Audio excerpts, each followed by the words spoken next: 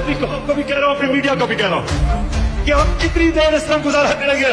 ये खौफ के पुल को तोड़ दो।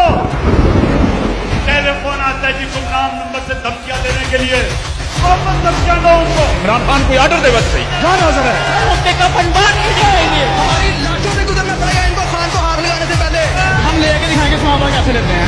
खान बरात नहीं जाने देंगे। एक कॉल मैंने दी, एक कॉल ऐसा लावा पका हुआ है कि ये किसी के भी कंट्रोल में नहीं रहा। अगर आपको हमने ये दिखाया था कि आपने किस नाम को हाथ डाला है तो आप हमारा नाम बदल दीजिएगा।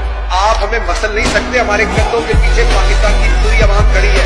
एक इंसानों का जुनून आने वाला है। मेरे पाकिस्तानियों एक नया मुल्क उठ रहा है, तुम तैयार होना सारे। मैंने तुम्हें कॉल देनी है, आपने मेरे साथ इन चोरों को शिकस्त देने के लिए निकलना है। क्या हम गुलामी चाहते हैं या आजादी चाहते हैं?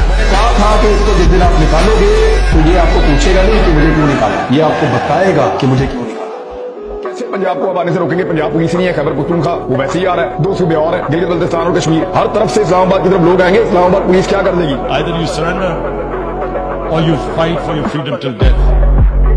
What will we do? I ask myself this question. And my belief is, La ilaha illallah, there is no God but one. And we will fight.